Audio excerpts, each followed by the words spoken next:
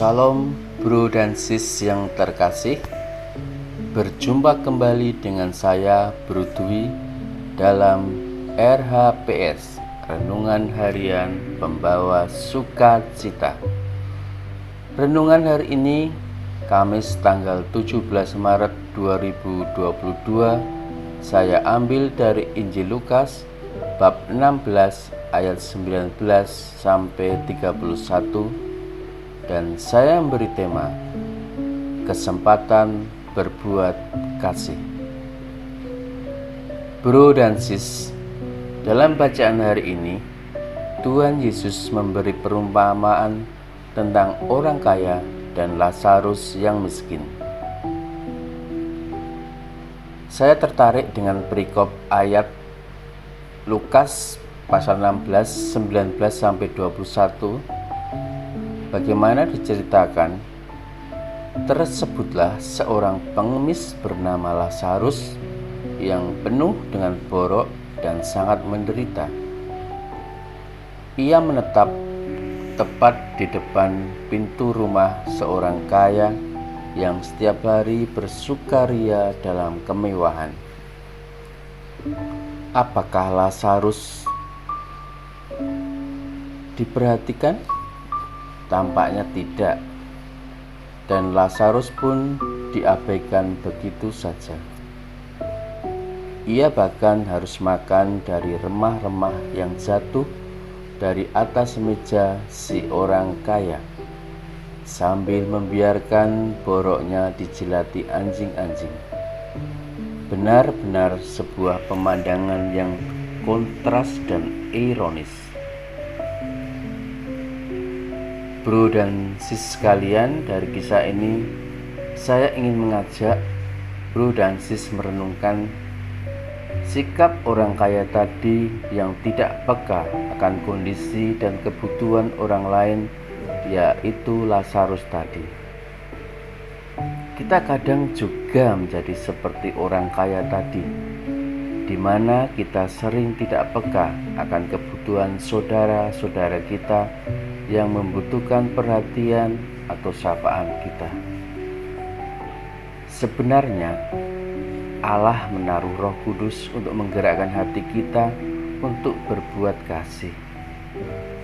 Banyak kesempatan untuk berbuat kasih yang Tuhan berikan kepada kita, tetapi kita sering melewatkannya begitu saja. Berbuat kasih bukan melulu tentang pemberian uang atau harta benda lainnya, tetapi perhatian kita, bela rasa, dan empati kita itu sudah memberikan support kepada saudara-saudara kita yang membutuhkan. Saya yakin kita pernah mengalami seperti ini ketika kita di jalan misalnya, atau dalam situasi tertentu, tiba-tiba kita digerakkan untuk menolong orang lain karena ada rasa empati dan belas kasihan. Dan saya yakin itu adalah gerakan Roh Kudus dalam diri kita. Hanya masalahnya, apakah kita menyambut, menanggapi gerakan Roh itu tanpa berpikir banyak hal, sehingga akhirnya kita memutuskan untuk tidak melakukan gerakan Roh tersebut karena kita berpikir banyak hal tersebut. Bro dan sis sekalian, saya mau sharing. Saya pernah mengalami hal tersebut, bagaimana saya menyia-nyiakan kesempatan berbuat kasih. Suatu hari teman kantor saya mau pinjam uang karena ibunya sakit, dan waktu itu sebenarnya cukuplah untuk menolong temanku tadi. Tetapi aku berpikir, aku juga butuh uang ini, tapi temanku juga butuh. Dilema, aku berpikir banyak hal. Kemudian aku mengulur waktu, aku bilang, besok ya. Setelah berpikir banyak hal, akhirnya aku putuskan besok aku akan memberikan pinjaman uang. Keesokan harinya Aku panggil teman saya tersebut dan saya tanya, "Gimana? Jadi mau pinjam uang?" Teman saya bilang, "Sudah mas, nggak jadi. Saya sudah pinjam teman kantor lainnya." Saat itu jujur ada rasa bersalah dan betapa jahatnya saya.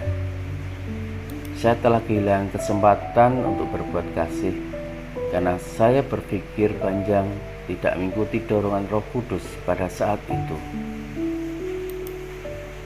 Bro dan sis sekalian, pengalaman ini menyadarkan saya bahwa saat ada dorongan untuk berbuat kasih, segeralah lakukan karena itu adalah kesempatan kita untuk berbuat kasih.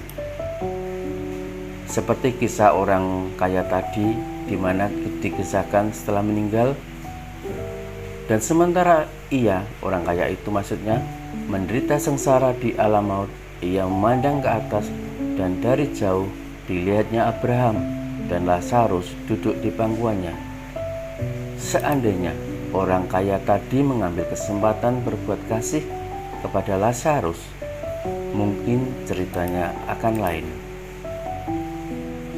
Bro dan sis, sebagai refleksi kita, sudahkah kita peka akan dorongan Roh Kudus untuk berbuat kasih dan berani mengambil tindakan berbuat kasih?